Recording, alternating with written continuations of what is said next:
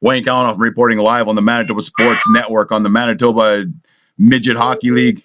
And I got the head coach of the Parkland Rangers with me here right now, Brad Dupasquier. And Brad, first off, how was the Christmas?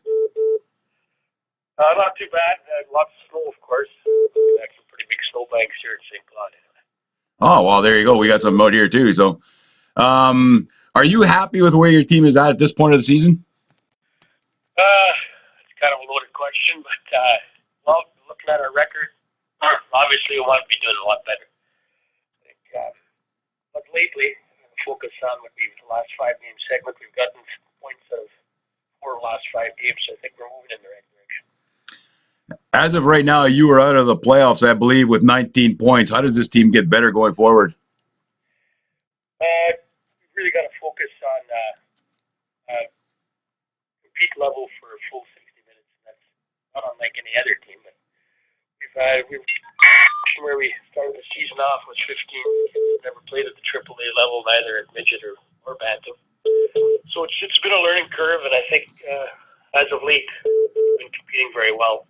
So again, we've got Southwest coming up, and that's one of the guys that we're trying to catch up to. So coming up next Wednesday.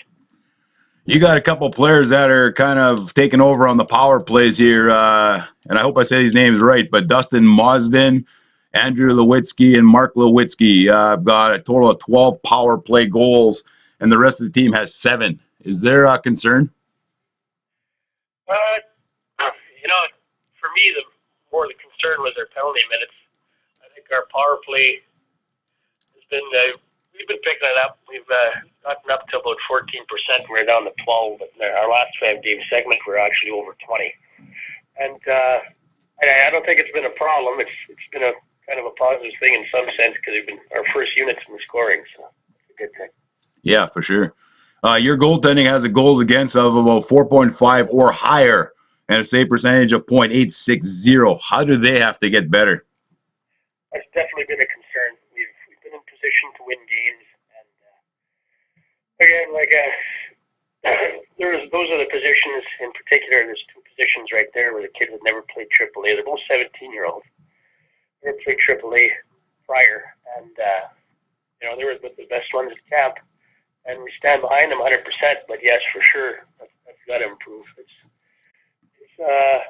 just a focus for the full 60. There's times where there's been a little bit of a mental lapse and the focus kind of drifts, and then there's a couple of soft ones, and how that kind of brings the team down at the wrong time of the game.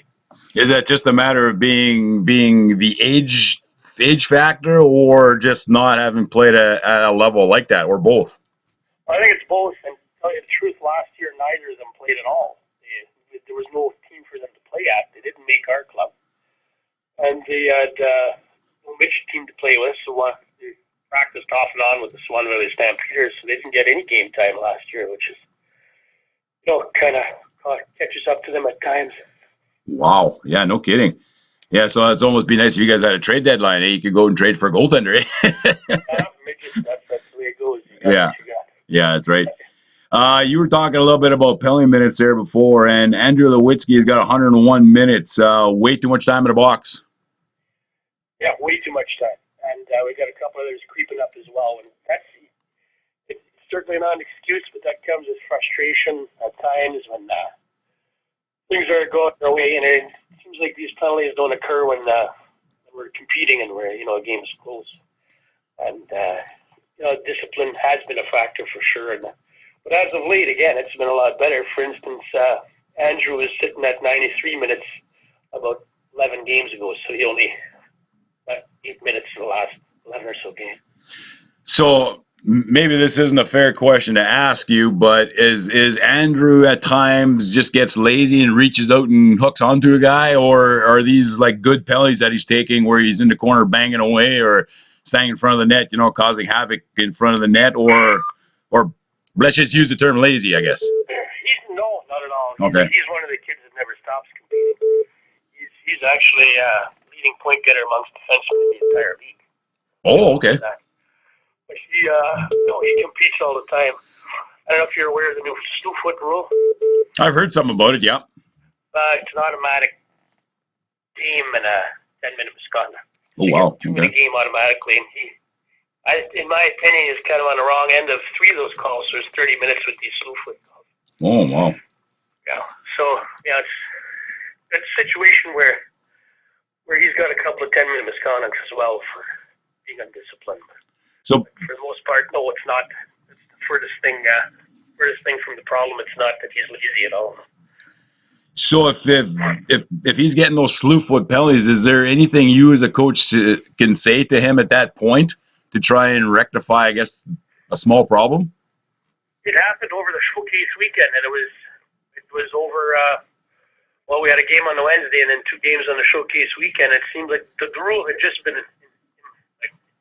put into place, and it seemed like there was a huge push for it over that weekend because he hasn't got one since, and we're talking way back in October. Wow. Okay. Yeah.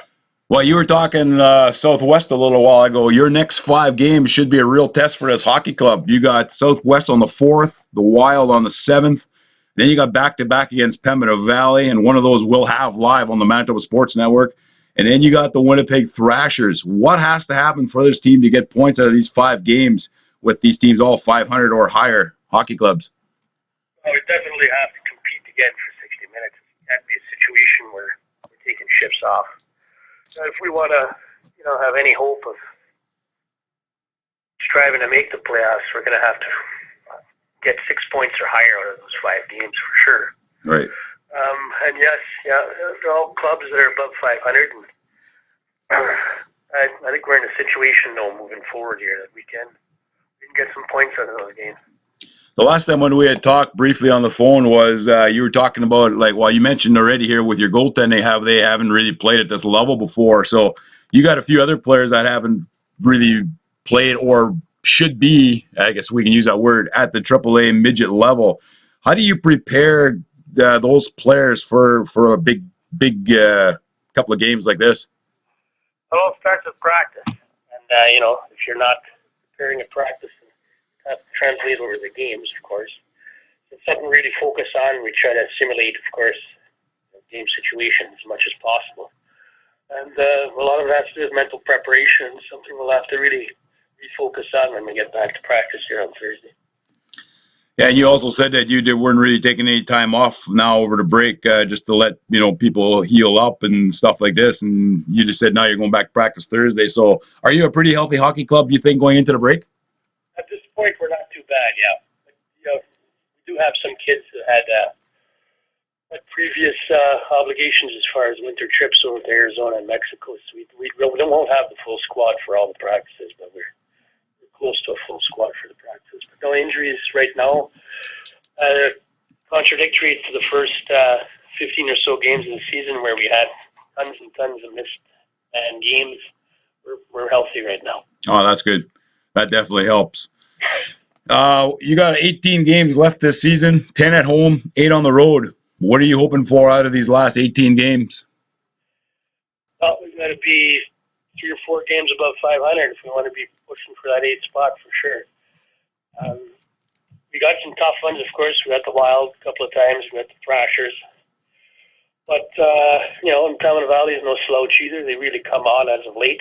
And I think we're up for the challenge. And I think, we're going to have to win 10 to 12 of those games. Simple.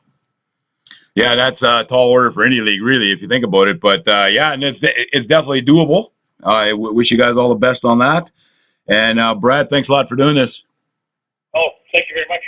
Have yourself a happy new year, and let's see you in Morden on the 14th. Good, looking forward to it. All right, thanks a lot. Brad Dupasquier, the head coach of the Parkland Rangers, Wayne Kauenhofen reporting live on the Manitoba Sports Network.